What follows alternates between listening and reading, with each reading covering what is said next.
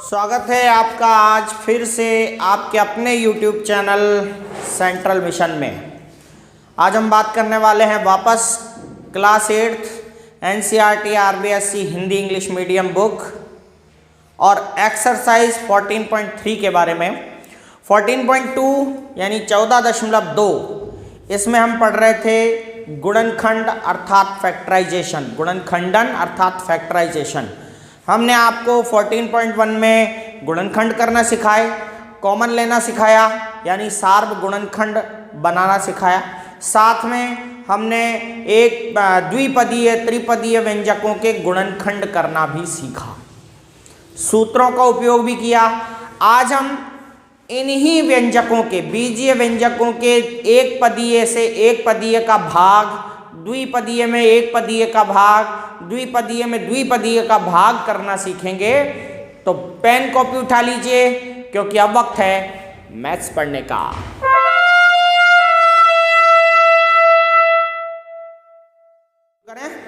देखिए हम 14.3 का फर्स्ट क्वेश्चन ले रहे हैं और फर्स्ट क्वेश्चन में आपका क्या है, निम्नलिखित विभाजन कीजिए। मतलब विभाजन का मतलब क्या होता है, भाग करना, भाग करना।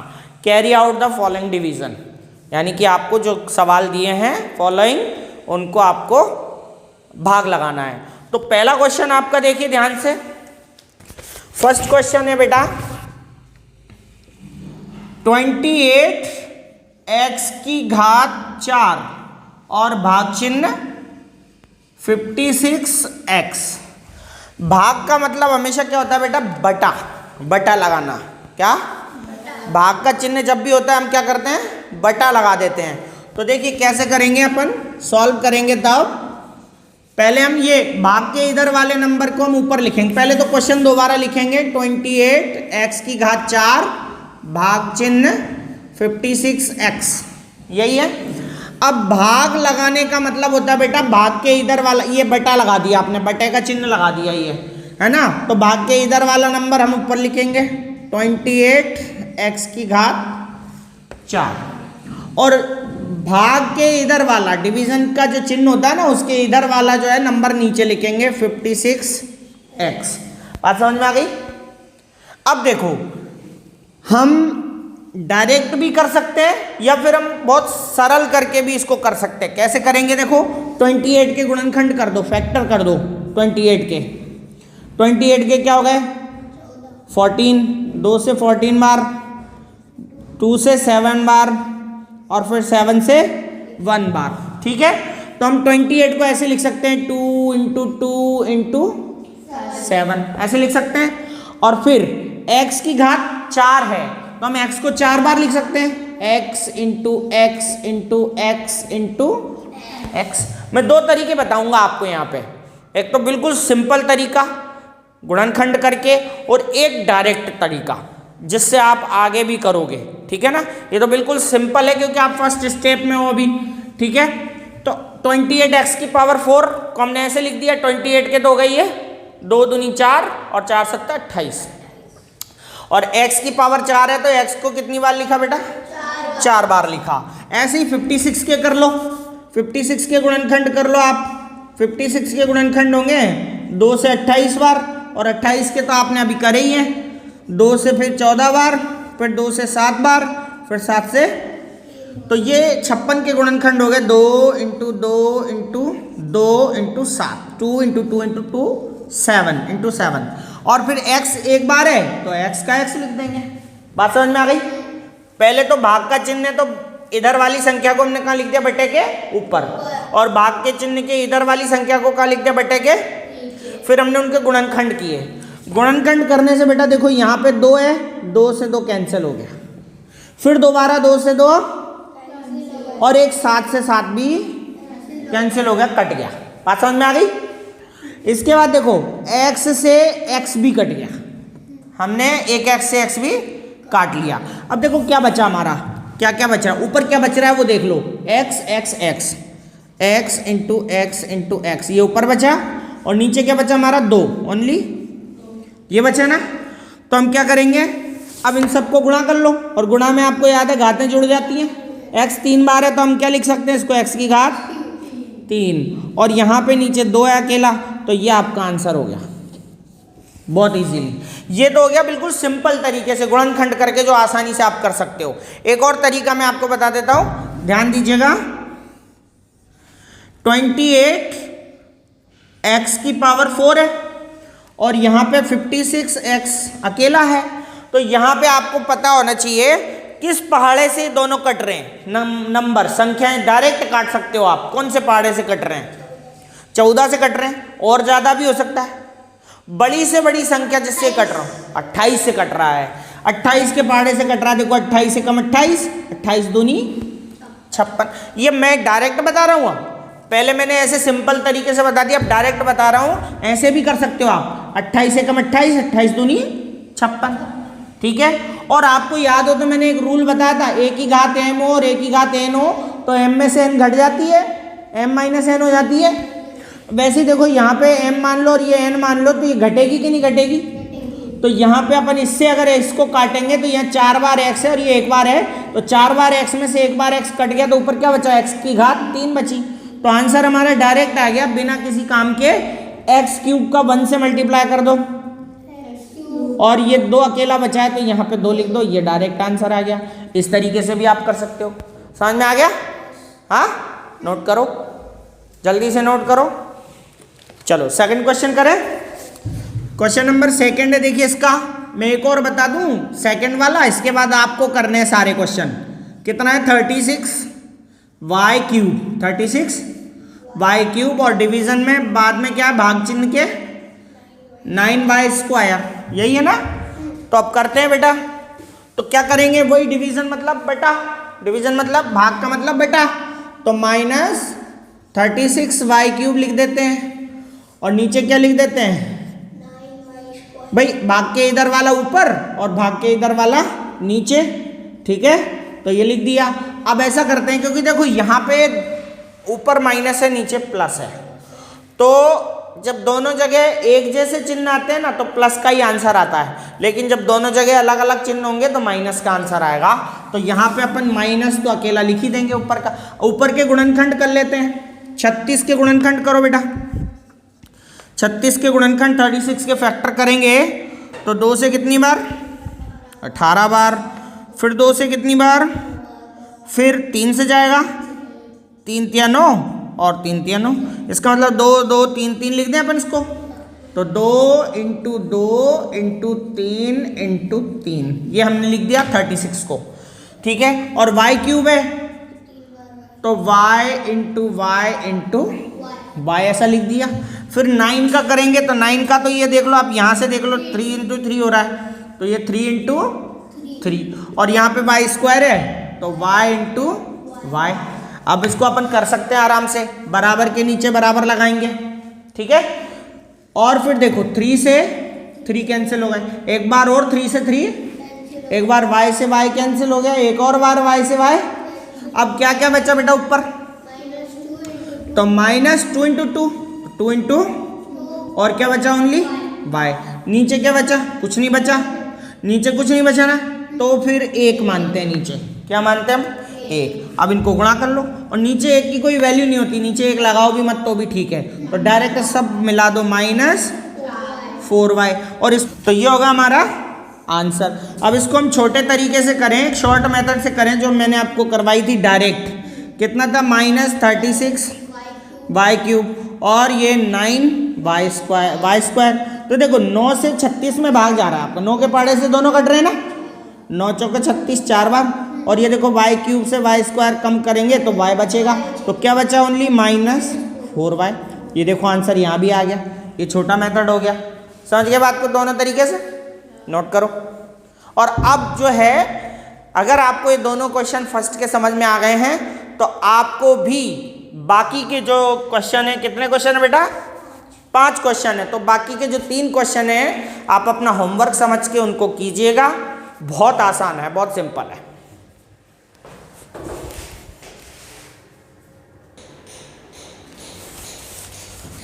तो देखो बेटा, अब यहां पे आपको क्या दिया हुआ है कि दिए हुए बहुपद को दिए गए एक पदी से गुणा कीजिए। सॉरी, हाँ, दिए हुए बहुपद को दिए हुए एक पदी से भाग कीजिए। अब आपको यह समझना पड़ेगा कि बहुपद क्या होता है और एक पदी क्या होता है, यानी कि पॉलिनोमियल क्या होता है और मोनोमियल क्या होता है। बहुपद यानी पॉलिनोमियल। देखो कोई भी बीजीय व्यंजक है जो आपको एक्स वाई पी इनसे बना हुआ है, जैसे 3x + 4x - 4, ये जो एक एक्सप्रेशन है एक व्यंजक कहलाता है, बीजीय व्यंजक। इस व्यंजक को ही बहुपद कहते हैं, चाहे वो एक पद में हो चाहे दो पद में हो। जैसे जैसे उसके पद बढ़ते जाएंगे, जैसे प्लस और माइनस से जो होता है ना वो अलग अलग होते हैं, वो पद होते हैं। जैसे ये है 3x + y है, प्लस के इधर एक पद है और प्लस के बाद उधर दूसरा पद है, प्लस के इधर एक पद और उधर दूसरा पद। इनको बोलते हैं टर्म्स, अंग्रेजी में टर्म्स बोलते हैं। और जितनी टर्म होती है, जितने पद होते हैं, उसी हिसाब से उसका नाम होता है। जैसे अगर मान लो एक टर्म है, एक पद है, तो उसे बोलेंगे मोनोमियल या एक पदी। अगर दो पद हैं, दो टर्म है, तो हम उसे बोलेंगे बाइनोमियल यानी द्विपदी। अभी हमसे क्या कहा गया है, बहुपद है, उस बहुपद को एक पद वाले से ही भाग करना है, डिवीजन करना है एक पद वाले से। तो चलिए अब हम भाग करेंगे किसी भी बहुपद में एक पद वाले बहुपद का। तो चलिए अब आपके जो सवाल हैं वो दो दो पदों वाले आ गए। तो पहला क्वेश्चन क्या है, देखिए 5x² - 6x, ये ब्रैकेट में दे रखा है और भाग चिन्ह लिख रखा है यहाँ पे 3x। ठीक है, तो इसको देख लेते हैं।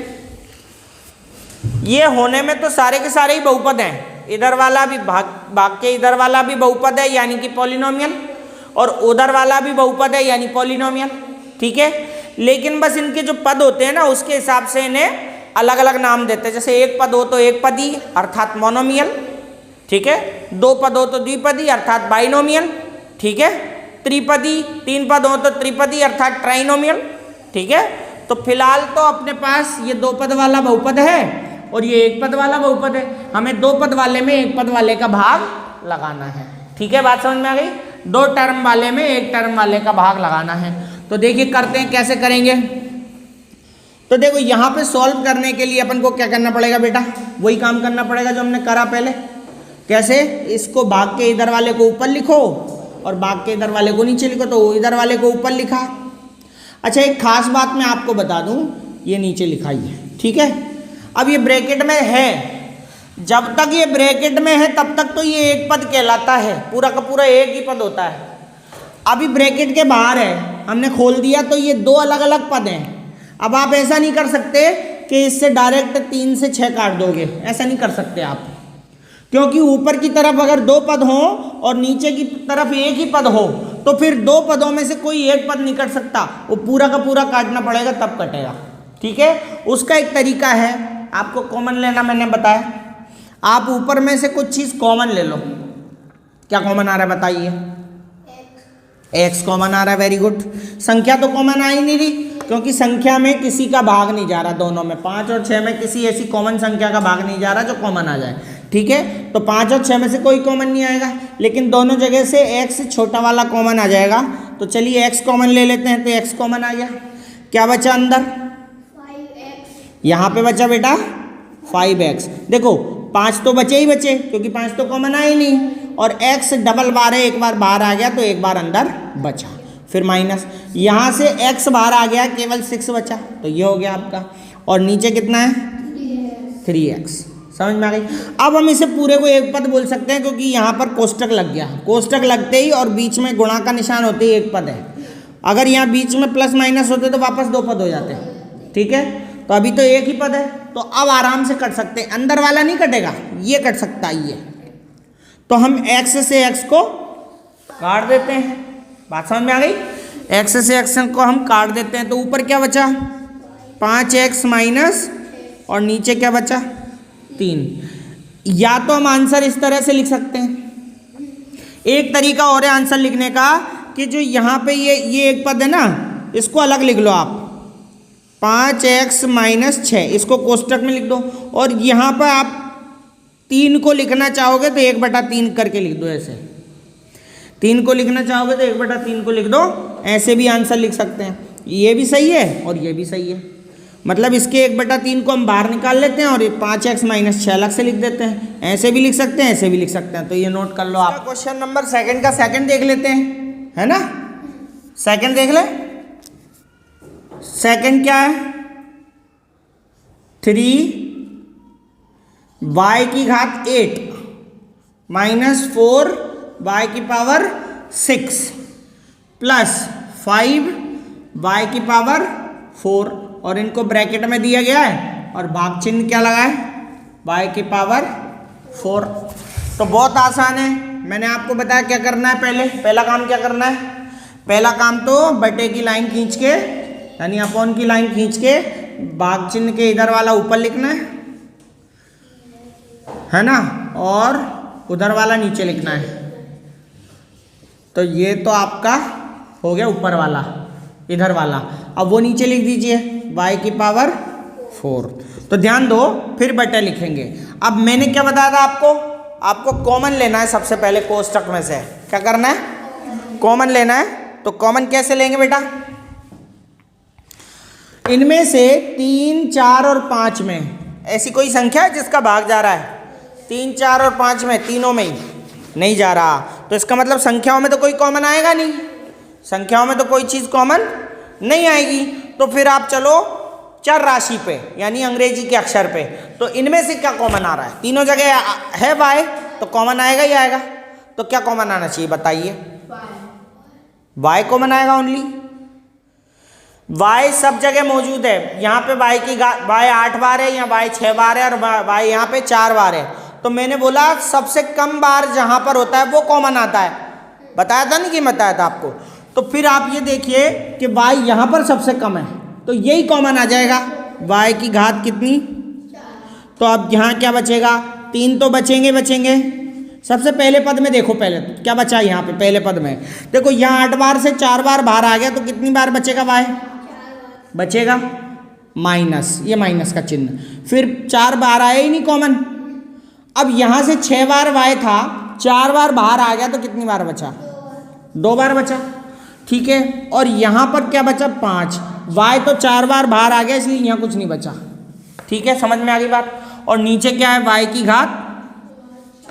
अब देखो, अब ये कट सकते हैं, y की घात 4 से y की घात 4, क्योंकि ये पूरा का पूरा एक पद हो गया ना।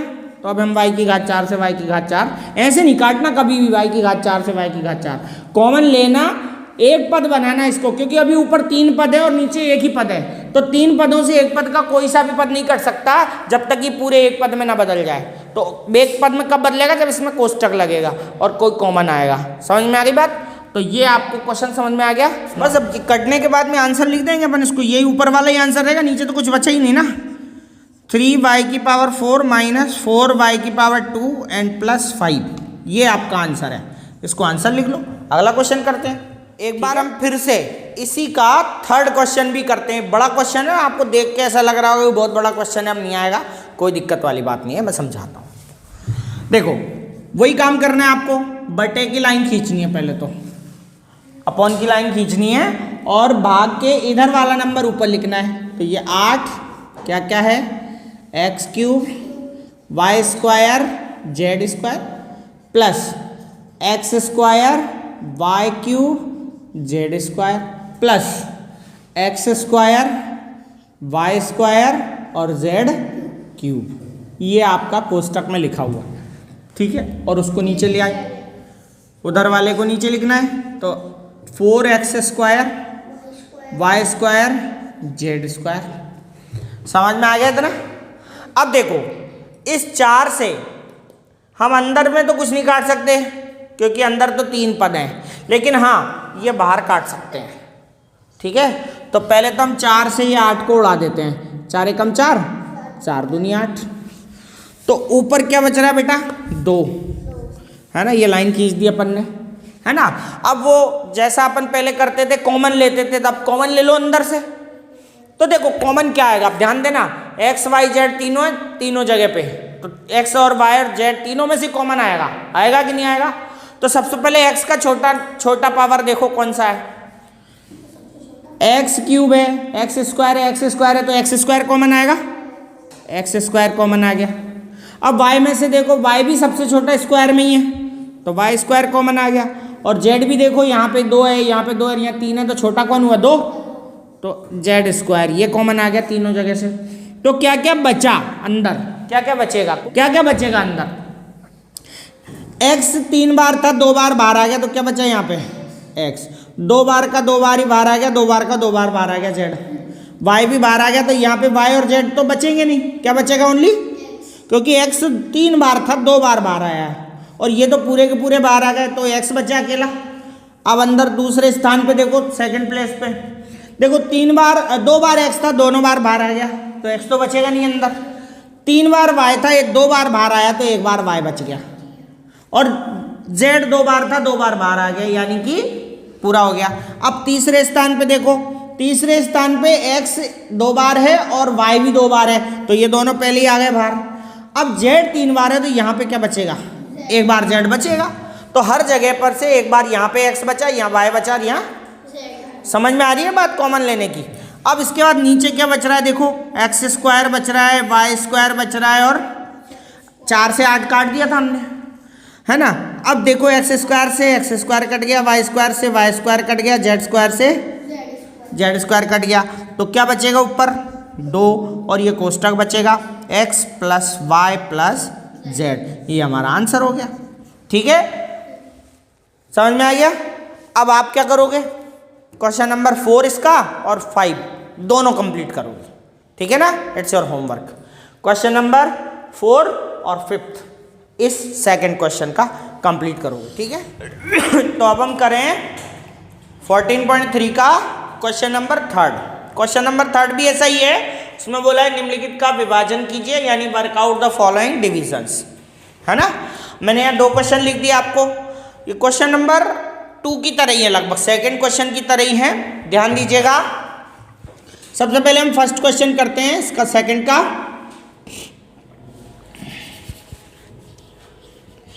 तो क्वेश्चन उतार लेंगे, 10x माइनस 25 भाग चिन्ह 5, ठीक है। तो वही काम करेंगे वापस, क्या काम करेंगे बेटा, क्या करेंगे, बटे में लिखेंगे। तो ऊपर क्या है 10x माइनस 25, और नीचे कितना है 5 है, ठीक है। अब ध्यान दो, ऊपर से कोई चीज कॉमन आ रही है क्या, पहले ही वो देख लो, कॉमन क्या आ रहा है। 10 और 25 में ऐसी कोई संख्या है जिससे दोनों में भाग जाता हो, 5 का भाग जा रहा है, इसका मतलब इसमें से कॉमन क्या आ रहा है, 5 कॉमन आ रहा है। तो देखो इन दोनों में 5 का भाग जा रहा है, मैक्सिमम संख्या वही है, 5 से बड़ी तो नहीं है ना जिससे भाग जाता हो दोनों में, तो इसका मतलब 5 कॉमन आ रहा है। 5 कॉमन आ रहा है, तो अंदर क्या बचेगा, कुमकुम बताइए, अंदर क्या बचेगा, वेरी गुड, 5 दूनी 10, 2x क्या बचेगा, और यहाँ पे क्या बचेगा 5 बचेगा, 5 पंजे 25, और नीचे कितना है 5, तो 5 से 5 कट गए, तो आंसर क्या है हमारा 2x माइनस 5, वेरी इजी। आ गया समझ में, आ गया, बहुत आसान था ना। चलो एक और देखते हैं, ये वाला देखो, ये थोड़ा सा 2 पद है दोनों में, यहाँ तो अपन को 2 पद वालों में 1 पद का भाग देना था, वहाँ 2 पदों में 2 का भाग देना है, थोड़ा सा कठिन है ना, तो उसको भी करेंगे, कोई दिक्कत नहीं है। तो पहले तो इसको लिखते हैं अपन क्वेश्चन को बटे में लिख दें। तो आगे वाले को तो कहाँ लिखेंगे, ऊपर 10x माइनस 25, और उधर वाले को कहाँ लिखेंगे 2x माइनस 5। चलो अब अपन को देखना है यहाँ से कुछ चीज़ कॉमन आ रही है क्या, हाँ ऊपर से कॉमन क्या आ रही है, ऊपर से कॉमन आ रही, तो बटे का निशान यानी अपॉन वाला नंबर, और ऊपर से 5 कॉमन आ रहा है, 5 कॉमन आ गया, क्योंकि दोनों में 5 का भाग जा रहा था दोनों पदों में, तो 5 कॉमन आ गया, तो क्या बचेगा यहाँ 5 दूनी 10, 2x, और माइनस 5 पंजे 25, 5 बचा, और नीचे तो कोई चीज़ कॉमन नहीं आ रही। अगर नीचे से भी कोई कॉमन आ रहा था तो उसको भी ले लेते, लेकिन अभी कोई कॉमन नहीं दिख रहा, इसलिए वो वैसा का वैसा लिखेंगे 2x माइनस। तो देखो इसको कोष्टक में बंद करने पे 1 पद बन गया, और इसके सामने ऊपर भी 1 पद वैसा का वैसा ही है, तो हम इस पूरे पद से इस पूरे पद को काट सकते हैं, कट गया। तो अब आंसर क्या है हमारा 5 आया, सिंपल, ठीक है, कर लोगे अब बाकी क्वेश्चन कर लोगे। चलो इनको दोनों को आप नोट कर लो, इसके बाद हम और भी क्वेश्चन करने की कोशिश करते हैं और सीखते हैं, ठीक है। बड़ा वाला क्वेश्चन, 5वां क्वेश्चन बता देता हूँ। मैंने 2 क्वेश्चन शुरू के बता दिए, फर्स्ट एंड सेकंड, ठीक है। अब आपको बताऊंगा 5वां क्वेश्चन यानी 5th क्वेश्चन। तो 3rd और 4th आप कर सकते हो आराम से। अगर बड़ा क्वेश्चन मैंने बता दिया तो छोटा क्वेश्चन तो उसका छोटा होता है तो वो तो आ ही जाएगा। बीच में आपको मैंने आपको फर्स्ट एंड सेकंड क्वेश्चन बता दिए छोटे वाले। अब एक बड़ा बता देता हूँ तो आपके बाकी के 2 क्वेश्चन होमवर्क रहेंगे। तो चलिए क्या करना है, वही काम करना है। कौन सा? ये पूरी लाइन को हमको बटे में लिखना है। ये लाइन खींचनी है ना, बराबर भाग चिन्ह के इधर वाला ऊपर लिखना है 96 ABC और 3A - 12 5B - 30 यही है ऊपर, और भाग चिन्ह के उधर जो है वो नीचे लिख दो 144 A - 4 और B - 6। अब देखो आप पहले तो आपको ये सारे एक पद में ही हैं, ब्रैकेट के अंदर अलग अलग पद हैं पर सबके बीच में गुणा का निशान लगा हुआ है। इसके और इसके बीच में गुणा है, इसके और इसके बीच में गुणा है, इनके तो यानी कि कट सकते हैं ये आपस में, इनको काट सकते हैं हम। तो 96 और 144 144 इनमें कौन सी टेबल का भाग जा रहा है? अगर आपको बड़ी बड़ी टेबल से डिवाइड नहीं कर सकते तो छोटी छोटी से कर लो, कोई दिक्कत नहीं है। जैसे 12 से जा रहा है, 12 की टेबल से। 24 किससे भी जा रहा है? 24 से भी जा रहा है। देखो 24 की टेबल से जा रहा है 24 की से। अच्छा ऐसे नहीं आवे तो आप तो गुणनखंड कर लेना वैसे ही जैसे अपन ने पहले किए थे, ठीक है। गुणनखंड कर लो, चलो 96 के गुणनखंड कर लो। 96 के करेंगे तो देखो 2 से 48 बार, फिर 2 से 24 बार, फिर 2 से 8 बार, सॉरी 12 बार, 12 बार, फिर 2 से 6 बार, फिर 2 से 3 बार और 3 से, ऐसे गुणनखंड कर लो आप। तो कितनी बार है? 2 1 2 3 4 5 बार। तो 5 बार 96 लिख दो, 5 बार 2 लिख दो, 5 बार 2 और 1 बार 3। 96 को इस तरह से लिख दो। फिर ABC है तो ABC का तो ABC रहने दो, है ना। अब देखो ध्यान से, यहाँ पर ये तो लिख दिया अपन ने, लेकिन अब इस कोष्टक में से कुछ आ रहा है क्या कॉमन?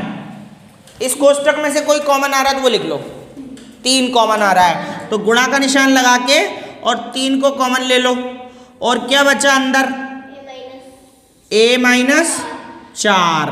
A - 4 बचेगा क्योंकि 3 कॉमन लेने के बाद दोनों में 3 का भाग लगा हो तो यहाँ तो A बचेगा और यहाँ 3 चौको 12 4 बचेगा, ठीक है। अब इसके बाद इस कोष्टक में से कॉमन ले लो, अगर कुछ आ रहा है तो गुणा का निशान लगा के।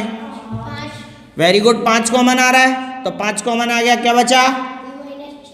B - 6 बचा, ये बचा ना। अब नीचे वाले नंबर के गुणनखंड कर लो 144 के। 144 के गुणनखंड करो जरा। 144 के गुणनखंड 2 से 2 7 14 2 दूनी 4, फिर 2 से 2 3 6 2 6 12, फिर 2 से 18 बार, फिर 2 से 9 बार, 3 से 3 बार और 3 से, तो 1 2 3 4 बार तो 2 बार 3, तो 2 × 2 × 2 × 2 और 3 × 3। इसके बाद इनमें से तो कोई कॉमन नहीं आ रहा, नीचे वालों में से भी कॉमन नहीं आया, तो फिर ऐसा कैसा लिख दो उनको? A - 4 और B - 6। अब काटना शुरू करो, अब काटना शुरू करो। देखो ध्यान से देखना, काटना एक ही तरह से। 2 से 2, 2 से 2, 2 से 2, 2 से 2 कट गए, 2 से अब नहीं कट रहे, 2 से मत काटना भाई, 2 ऐसा कैसा लिखेंगे, ठीक है। अब 3 से 3 कट गया, क्या ये 3 कट रहा है कहीं से? देखो ये कट रहा है, ये रहा, इस 3 से कट दो, ठीक है। अब देखो A - 4 कट रहा है किसी से, A - 4 से A - 4 काट दो, B - 6 से B - 6 काट दो, काट दिया सारा। अब जो जो ऊपर बचा वो ऊपर लिख दो, जो नीचे बचा वो नीचे लिख दो। नीचे तो कुछ भी नहीं बच रहा मुझे लगता है, नहीं बच रहा ना, तो ऊपर क्या क्या बच रहा है? ये 2 बच रहे हैं, फिर ABC बच रहा है, हाँ 5 भी बच रहा है तो 5 लिख दो, और फिर ABC बच रहे हैं तो ABC लिख दो, और कोष्टक तो बचा ही नहीं है, तो यही बच रहा है, देखो यहाँ से 2, ये ABC और ये 5, 2, 5 और ABC, नीचे कुछ नहीं बच रहा तो मत लिखो। और ये आपका आंसर आ गया, देखो 10 ABC आंसर है, 10 ABC आंसर है। अब आप कर सकते हो ना क्वेश्चन नंबर 3 और 4, इसका थर्ड क्वेश्चन का क्वेश्चन नंबर 3 और 4 आप कर सकते हो। मुझे लगता है कि आपको भी समझ में आ गया होगा, बहुत आसानी से आपको ये मैंने डिवीजन सिखा दी। तो देखो ठीक है, एक्सरसाइज 14.3 का क्वेश्चन नंबर 4 है, निर्देशानुसार भाग दीजिए, डिवाइड एज डायरेक्टेड, है ना, डिवाइड एज डायरेक्टेड, निर्देशानुसार भाग देना है।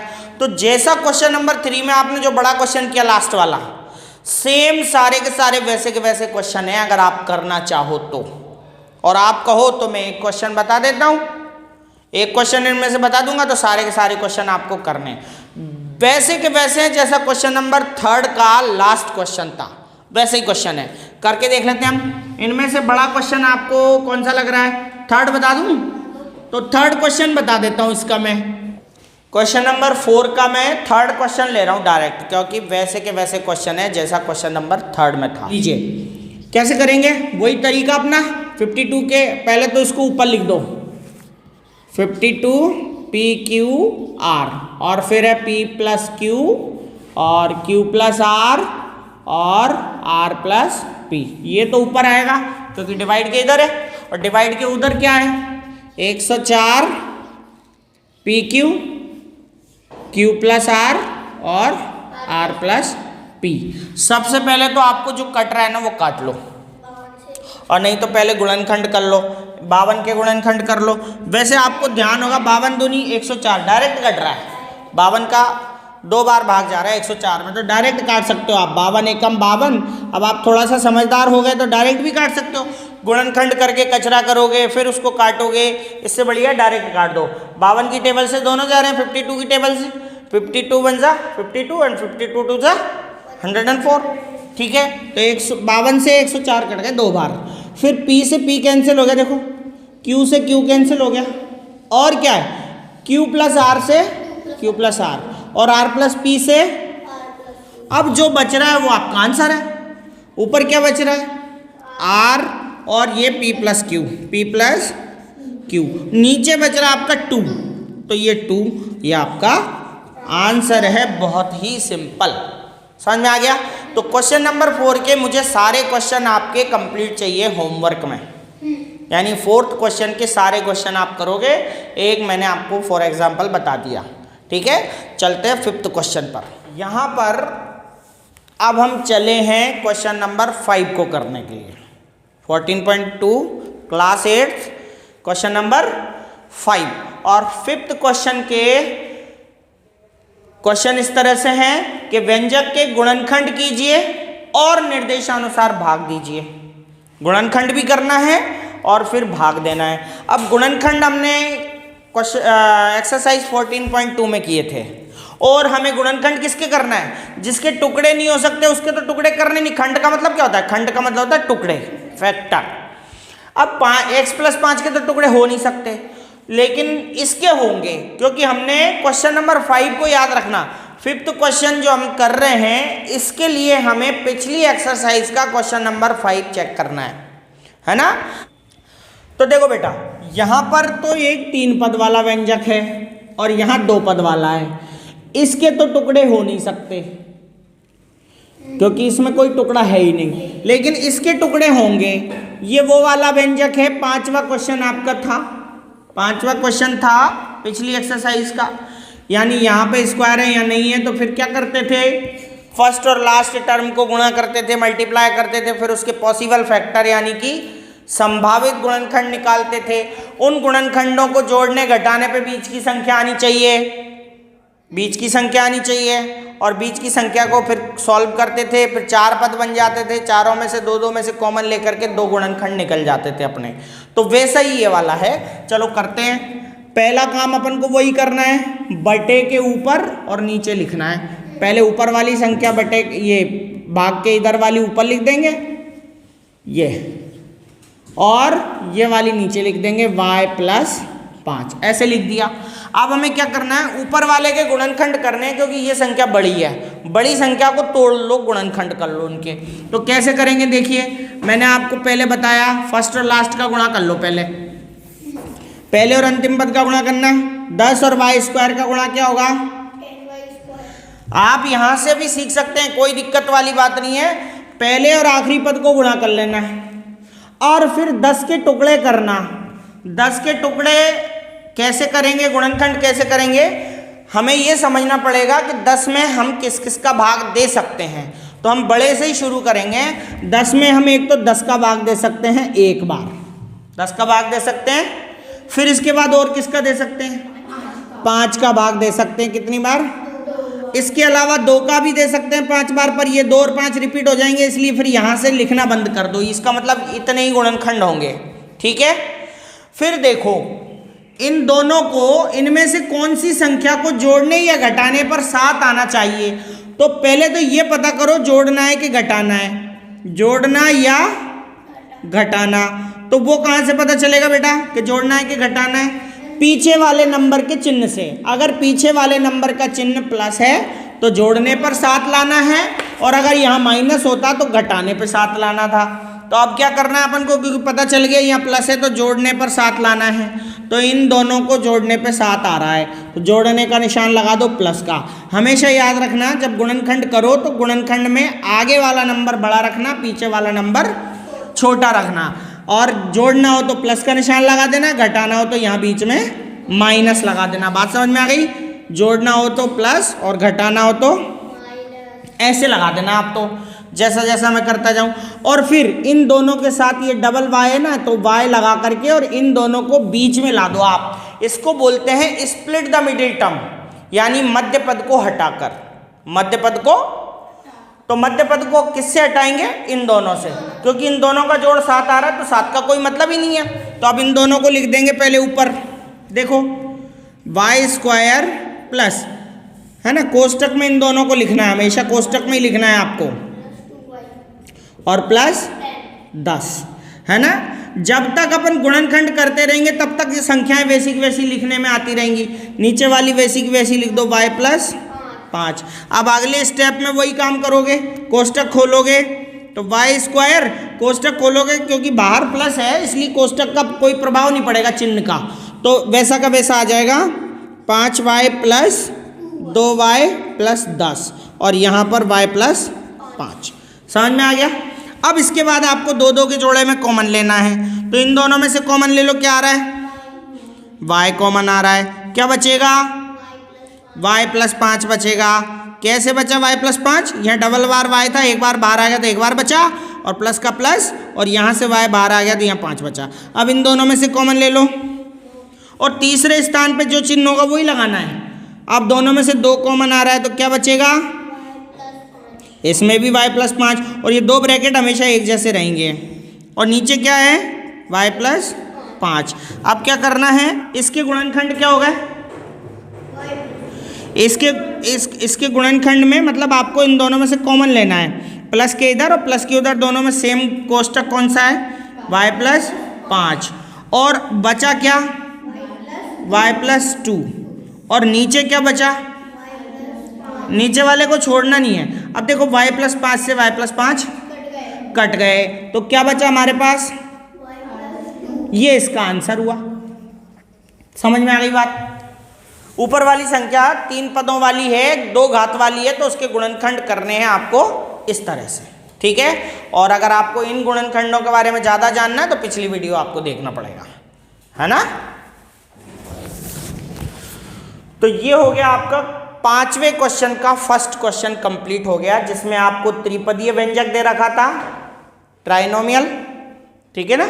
और इसमें क्या था, आपके ऊपर वाले व्यंजक के गुणनखंड करने थे आपको क्वेश्चन नंबर 5 की तरह, 14.2 में जो आपके क्वेश्चन थे उसकी तरह। गुणनखंड करने के बाद आपके यहाँ पे 2 गुणनखंड प्राप्त हो गए, x+5 और x+2, और y+5 से y+5 कट गए, जो बचा y+2 वो आपका आंसर है, ठीक है। तो सेम इसी तरह से ये क्वेश्चन है, इसमें आपके जोड़ने पर 7 लाना था, इसमें आपको क्योंकि तीसरे नंबर पे जो चिन्ह है वो घटाने का है, माइनस का है, तो आपको घटाने पे 14 लाना है, घटाने पे 14 लाना है। तो आप 32 के गुणनखंड कर लेना और घटाने पे 14 लाना, कर दोगे आसानी से, ठीक है। तो अब मैं आपको इसका फोर्थ क्वेश्चन बताने जा रहा हूँ। फोर्थ क्वेश्चन में थोड़ा सा बाहर भी नंबर दे रखे हैं इसीलिए, तो ये क्वेश्चन आपका कंप्लीट होना चाहिए। फोर्थ और सेवंथ क्वेश्चन में आपको बता देता हूँ, ठीक है।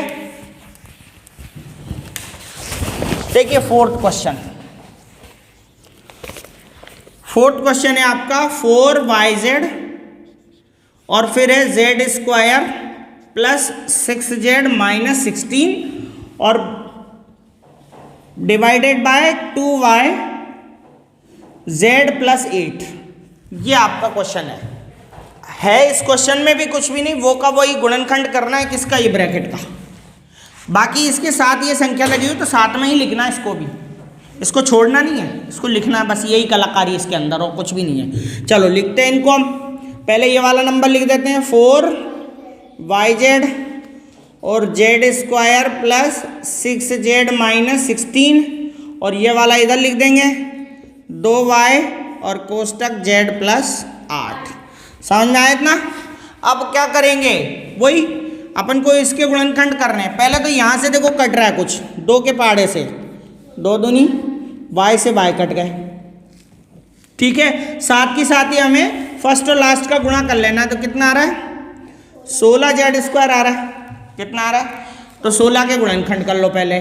16 में सबसे पहले 16 का भाग जाता है एक बार, फिर किसका जाता है 8 का जाता है कितनी बार, फिर किसका जाता है 4 का कितनी बार, इसके अलावा 4 से 4 रिपीट होंगे, वही 2 का 8 बार जाएगा, 1 का 16 बार जाएगा, इसलिए रिपीट हो रहे हैं, तो कोई दिक्कत नहीं है।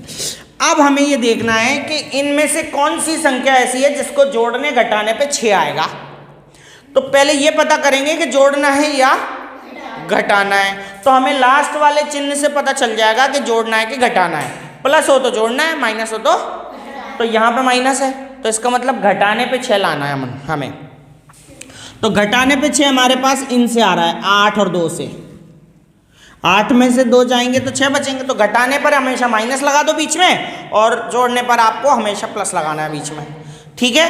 बात याद रखना, ये माइनस प्लस बीच में तब लगेंगे जब आप बड़ी संख्या आगे लिखोगे और छोटी संख्या पीछे लिखोगे, है ना। लगाना बीच में ये चिन्ह, जोड़ने का निशान प्लस का लगाना है और घटाने पे माइनस का लगाना है, लेकिन बड़ी संख्या आगे छोटी बीच में।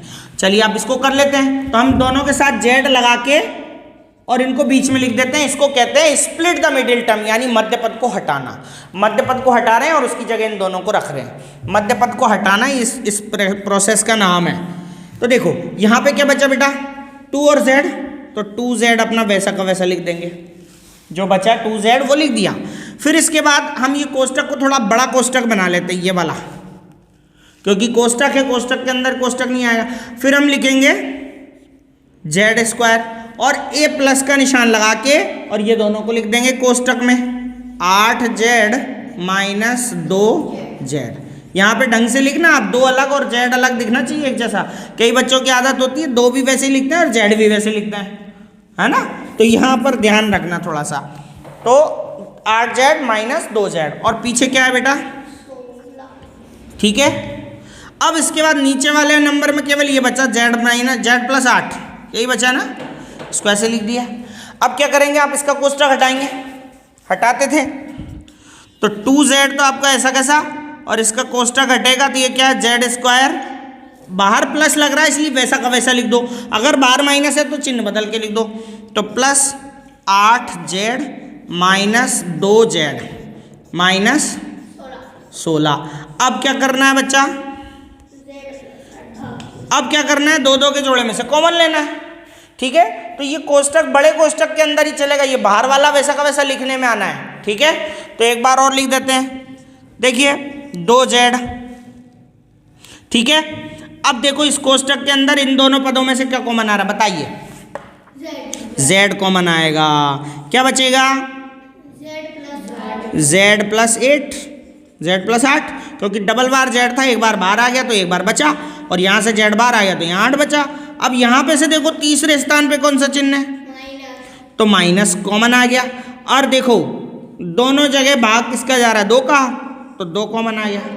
तो क्या बचेगा बेटा, 2 से 2 बाहर आ गए तो z बचा, और ये माइनस की वजह से ये माइनस प्लस हो गया, माइनस माइनस प्लस हो गया, 2 से भाग लगाओ 8 बार, और नीचे क्या बच रहा है बेटा, z प्लस 8। ठीक है, अब देखो आप इसको मिटा दूं मैं, अब हो गए हमारे गुणनखंड कंप्लीट। तो देखो ये तो 2z आपका वैसा का वैसा। ठीक है, अब यहां पे से कॉमन लेना है आपको पूरे में से। तो देखो y प्लस जेड इधर भी और y प्लस जेड इधर भी, तो y प्लस जेड कॉमन आ गया, क्या बच्चा, सॉरी,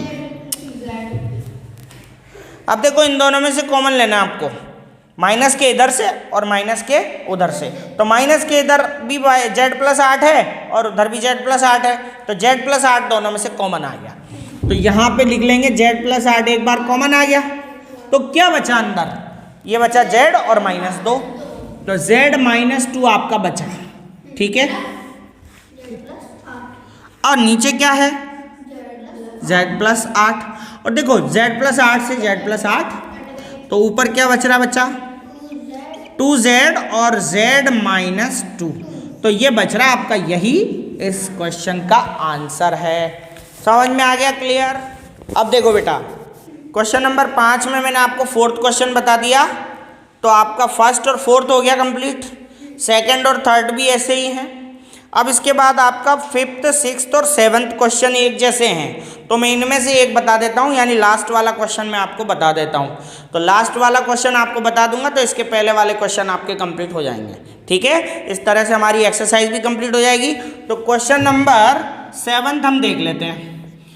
क्वेश्चन नंबर 7 है 39y³ और 50y² -98 और भाग चिन्ह 26y², 5y + 7, यही है। बहुत इजी है, बहुत सिंपल है, देखिएगा ध्यान से। वही काम हमें करना है, क्या करना है, अपॉन की लाइन खींच के ऊपर वाला नंबर, इधर वाला नंबर ऊपर लिखना है, 39y², सॉरी y³ है यहाँ, y³, और यहाँ है 50y² -98, और ये वाला नंबर जो हम नीचे लिख देंगे 26y² और 5y + 7, यही है। ध्यान से देखना, सबसे पहले तो हमें किसी पहाड़े से इन दोनों को काटना है। तो देखो 13 की टेबल से कट रहे हैं दोनों, 13 की टेबल से, 13 के पहाड़े से, 13 × 39, 13 × 26, है ना। 13 × 3 = 39 एंड 13 × 2 = 26। 13 से कट रहे हैं तो काट लेते हैं पहले, 13 × 3 = 39 एंड 13 × 2 = 26, 13 × 2 = 26, 13 × 3 = 39। और देखो y³ में से y² भी कट रहा है, ऊपर 3 बार y, नीचे 2 बार है, तो 2 बार से 3 बार कट गए तो 1 बार y बचा। ठीक है, तो ऊपर क्या बचा हमारा वो देख लेते हैं, 3 और y बचा। ठीक है, और नीचे क्या बचा, 2 बचा। अब ऊपर से ध्यान देना, गुणा का निशान लगा लेना यहाँ पे, क्योंकि कोष्टक में और इसके बाहर वाले नंबर में गुणा का निशान होता है। तो अब आपको क्या करना है, इन दोनों में से कॉमन लेना है। तो बताओ क्या कॉमन आ रहा है, 2 कॉमन आ रहा है। सबसे छोटा, सबसे बड़े से बड़ा नंबर 2 ही है जिसमें, जिसका भाग इन दोनों में जा रहा है, तो 2 कॉमन आ गया। चलो जी, क्या बचता है यहाँ पे देख लेते हैं। 2 से 50 में भाग गया तो 25 बचा, 25y² और माइनस यहाँ पे कितने बचे, 49, 2 से 49 बार भाग गया, दोनों में से 2 कॉमन आ रहा है, और क्या क्या बचा, ये बचा। और नीचे क्या बच रहा है, 2 तो ये वाला बच रहा है और ये 5y + 7 बच रहा है। अब दिमाग लगाओ कि हमारे पास 2 पद हैं, दोनों पे स्क्वायर आ सकता है, कि नहीं आ सकता, दोनों पे स्क्वायर। तो ये तो वो वाला फॉर्मूला लग सकता है यहाँ पे, a² - b² बराबर a + b, और लग सकता है कि नहीं लग सकता। तो हमें इसको इसमें चेंज करना है, हमें ऐसी संख्या में बदलना है कि दोनों पे स्क्वायर आ जाए, बीच में माइनस। तो हम कर लेते हैं, ऊपर वाला तो ये गुणा कर दो आप 3, अच्छा 2 से 2 भी कट गया, देखो कट गया ना, ये 2 यहाँ था, ये 2 यहाँ था, कट गया। क्या बचा ऊपर, ओनली 3y। अब हमें इसको ऐसी संख्या में बदलना है कि उसका स्क्वायर करने पे अपन तो ब्रैकेट लिख दो, यहाँ पे स्क्वायर लगा दो, और यहाँ पे भी ब्रैकेट लगा के स्क्वायर लगा दो, आपको मैंने पहले करवाए थे। तो यहाँ पे हम क्या लिखें कि उनका वर्ग करने पे 25y स्क्वायर आ जाए, 5y क्या लिखेंगे, और यहाँ पे क्या लिखेंगे 49 आ जाए, 7 लिखेंगे, और नीचे क्या है आपका 5y प्लस 7 बचा है।